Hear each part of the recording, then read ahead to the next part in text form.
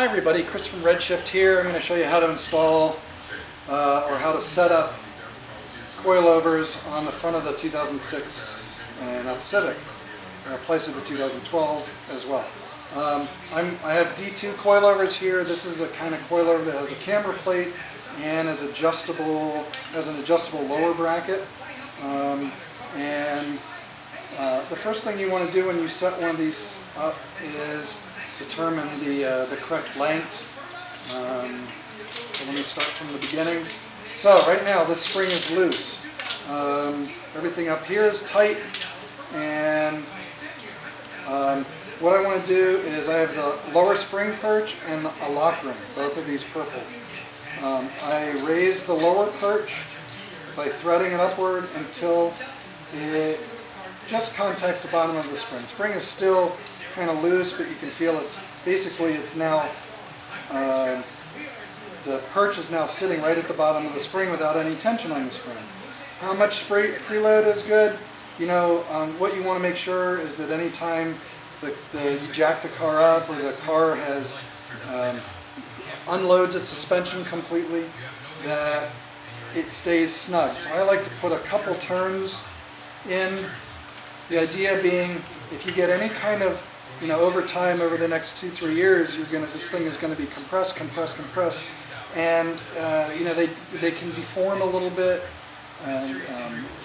Meaning, if the height of the spring now, when you set it on a table without it having any preload on it, is one thing. If after 2 years it might be a little bit shorter, the idea is the preload you put into it, you should sort of account for the fact that it's going to be a little bit shorter maybe at some point in the future.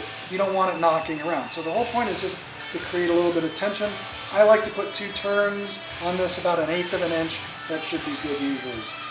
Once that's done, then you take the lock ring and you thread it up in there. You take your 2 spanner wrenches,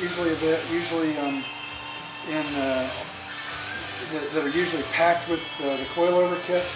Put one on the top, one on the bottom, and you torque them into each other, and so they don't move. So no matter what you do, if these are torqued or tightened, don't go crazy on them, but tighten them up pretty good, then they don't move. That's done. And you never touch this. When you change height, don't touch that. That's not a height adjustment. Now, on some other coilovers that don't have this adjustment here, that is the height adjustment. Some people don't like that. It's not the end of the world. A lot of times the springs from a lot of the companies out there don't have this height adjustment out there.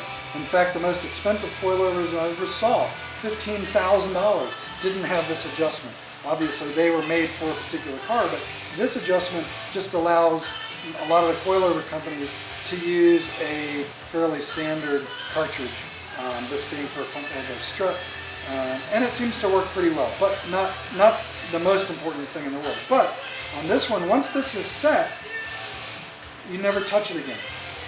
All the height adjustment is made with this bottom, because this lower mount is threaded, this is threaded, so this can move up and down, essentially lengthening and shortening this strut. Now, once you have this set the right way, now on the car, the top is going to be mounted with 3 nuts on the top. This is going to be mounted with the 2 big bolts on the bottom.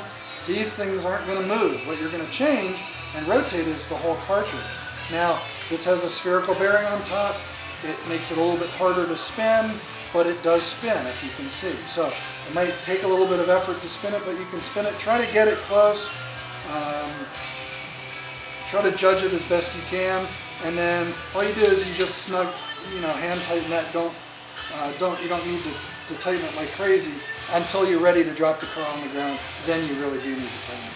So all the height adjustments on this coilover are made here, down here, not up here.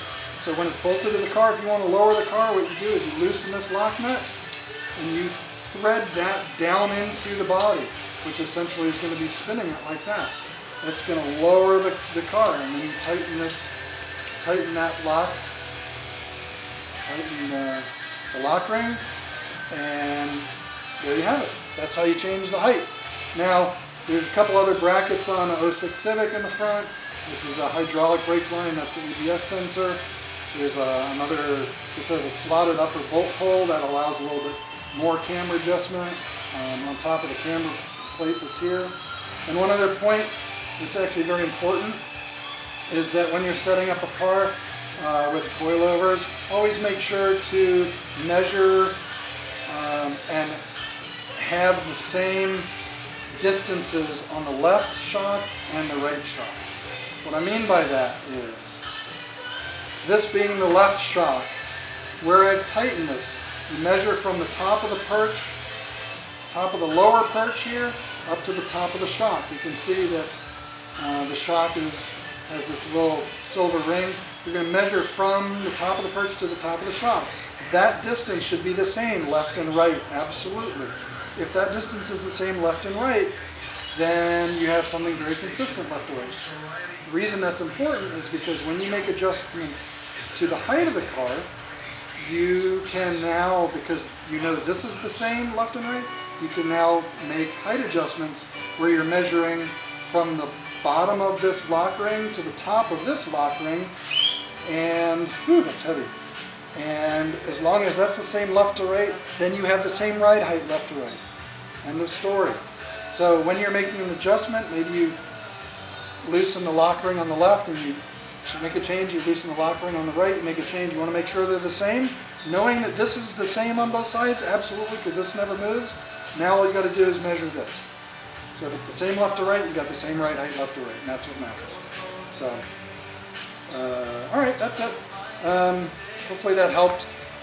Thanks for watching. This is Chris from Redshift. We'll see you next time.